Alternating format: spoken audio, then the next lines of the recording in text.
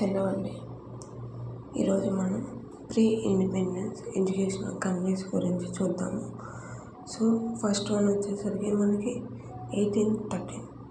ఇది ఏంటంటే character charter act. So దీని యొక్క ఎయిమ్ వచ్చేసరికి మనకి స్ప్రెడ్ చేయడం సైంటిఫిక్ నాలెడ్జ్ ఇండియాలో. అండ్ నెక్స్ట్ వన్ వచ్చేసరికి మనకి 1817.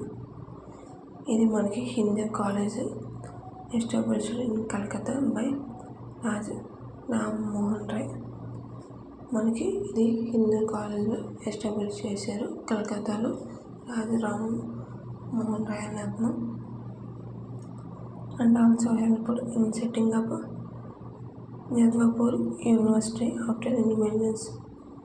అలాగే జద్వాపూర్ యూనివర్సిటీని కూడా సెట్ చేయడానికి హెల్ప్ చేశారు ఇండిపెండెన్స్ తర్వాత. నెక్స్ట్ వన్ వచ్చేసరికి మనకి 1823 ఎల్పిన్ స్టోర్ రిపోర్ట్. ఇది ఏంటంటే మనకి suggested appointing district examination officers, అలాగే school supervisors, proper teacher training, అలాగే growth of higher education. So మనకి 1823లో ఇవన్నీ జరిగాయి. Next 1835 మ్యాక్లాస్ minutes. సో ఇక్కడ ఏం చేశారంటే ఇంగ్లీష్ని మెయిన్ లాంగ్వేజ్ కింద రికమెండ్ అనేది చేశారు. అలాగే వెస్ట్రన్ స్టైల్ ఎడ్యుకేషన్ అనేది కూడా మనకి ఇక్కడ ఇంట్రడ్యూస్ చేశారు 1835లో. అండ్ నెక్స్ట్ 1854లో వుడ్స్ డిస్పాచ్. దీన్ని మనం ఏమని పిలుస్తామంటే Magna Carta of English education అని కూడా పిలుస్తాం. అండ్ ఇది మనకి suggestion created universities like university of Calcutta. పైన మనం కలకత్తా యూనివర్సిటీ అనగా సో అలా క్రియేట్ చేయడానికి సజెస్ట్ అనేది చేశారు. అండ్ ఇక్కడ ఏంటంటే మనకి focused on structured education and teacher training. దీంట్లో మనకి ఎడ్యుకేషన్ గురించి టీచర్ ట్రైనింగ్ గురించి ఫోకస్ ఎక్కువ చేశారు. అండ్ నెక్స్ట్ వన్ వచ్చేసరికి మనకి 1818 to 1883 ఇది హంటర్ కమిషన్. ఇది ఏంటంటే సెపరేట్ చేశారు ప్రైమరీ అండ్ హైయర్ ఎడ్యుకేషన్ ఈ కమిషన్లో మనకి. And universities to manage affiliated colleges కింద కూడా చేశారు. అండ్ దీని యొక్క చైర్మన్ వచ్చేసరికి మనకి William Hunter under Lord Ripon. And next వచ్చేసరికి 1902 ఇది మనకి యూనివర్సిటీ కమిషన్. దీన్ని ఎవరు చేశారంటే లార్డ్ కర్జన్. దీంట్లో ఏంటంటే మనకి study universities and suggested reforms, అంటే యూనివర్సిటీస్లో ఎలా చదవాలి అన్నట్టు. అండ్ ఇక్కడ మనకి హైయర్ ఎడ్యుకేషన్ క్వాలిటీ మీద ఎక్కువ ఫోకస్ అనేది చేశారు అండ్ ఇంప్రూవ్ కోసం.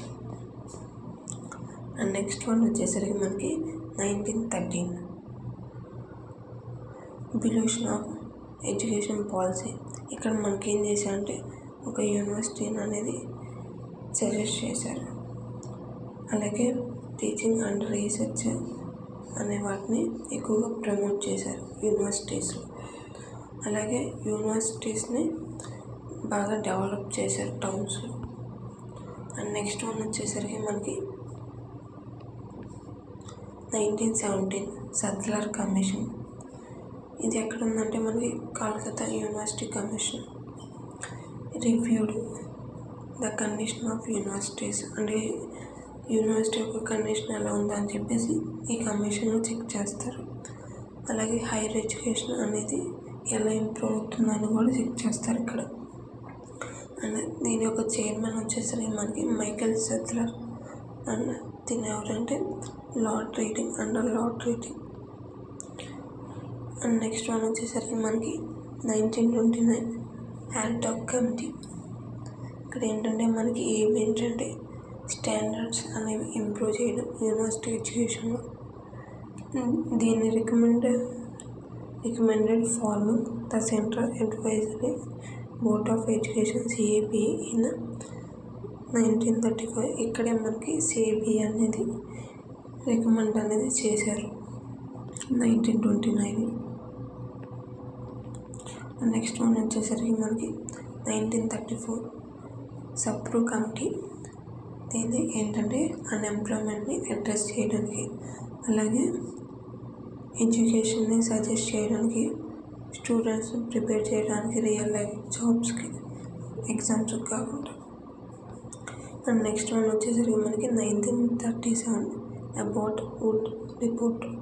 ఇది ఏంటంటే మనకి ఇంగ్లీష్ అనేది రికమెండ్ చేశారు as the medium at the university level. అంటే యూనివర్సిటీ లెవెల్లో కూడా ఇంగ్లీష్ మీడియం అనేది ఉండడానికి.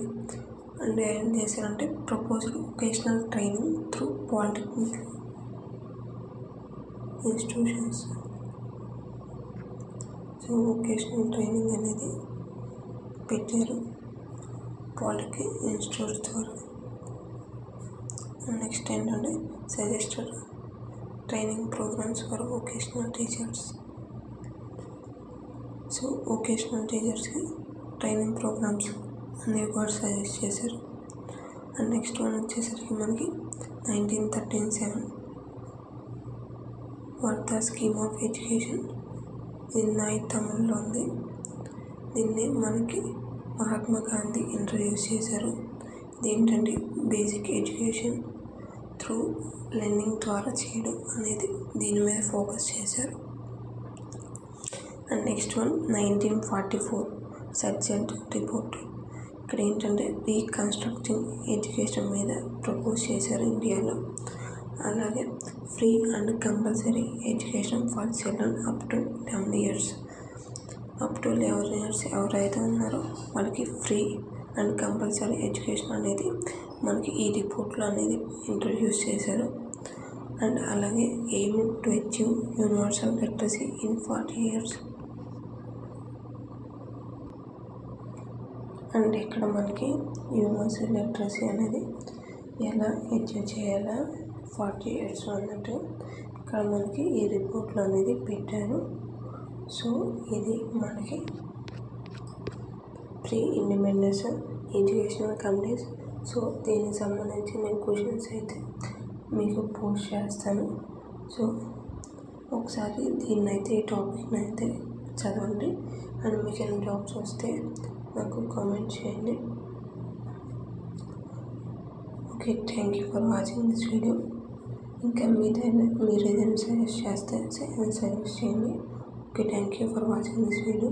Please subscribe my channel.